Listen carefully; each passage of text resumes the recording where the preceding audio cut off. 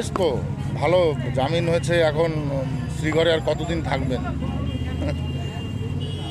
এবারে মহিলা তৃণমূল পথে নামছে 28 তারিখ থেকে। চুপ কেন সিবিআই, তিলোত্তমার বিচার চাই, এই স্লোগান নিয়ে নামা উচিত।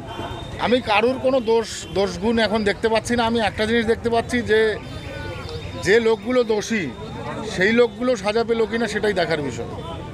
তৃণমূলের বক্তব্য সিবিআই কেন চুপ, এরকম সিবিআই চুপ কেন হবে? সিবিআই চুপ থাকার তো কিছু নেই, সিবিআই তার ইনভেস্টিগেশন করছে, দেখতেই পাচ্ছি। আরজিকর কাণ্ডে ফের মোড় ঘোরানো তথ্য, তিলোত্তমা বিভাগের ওষুধ কেনায় গরমিলের ইঙ্গিত, চেস্ট মেডিসিনের ইনহেলার ক্রয় অস্বাভাবিকতা, স্বাস্থ্য ভবনে অনুমোদিত বিভিন্ন সংস্থার ওষুধ রিস্টা থেকে আনা হতো।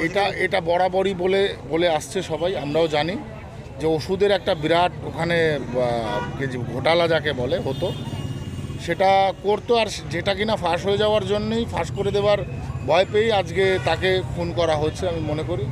তো এরও সত্যতা বেরোবে। দুটো প্রশ্ন আছে, তিলোত্তমা মামলার শুনানি ডেট পেছানোর আর্জি জানাচ্ছে রাজ্য সরকার, কেন এরকম করতে হচ্ছে? ভয় পাচ্ছে, ফেঁসে যেতে পারে, স্বয়ং মুখ্যমন্ত্রীও ফেঁসে যেতে পারে। স্বাস্থ্যমন্ত্রীকে,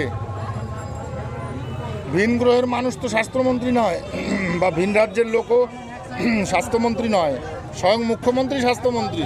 তো তার ফেঁসে না যাওয়ার কি আছে? সে তো প্রথমে ধামা চাপা দিতে চাইলো, সন্দীপকে তো সে ধরাতে চাইলো না।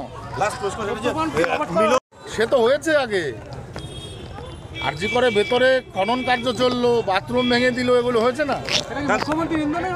আরে সবার ইন্ধন আছে এখানে, শুধু মুখ্যমন্ত্রী কেন, সব যুক্ত।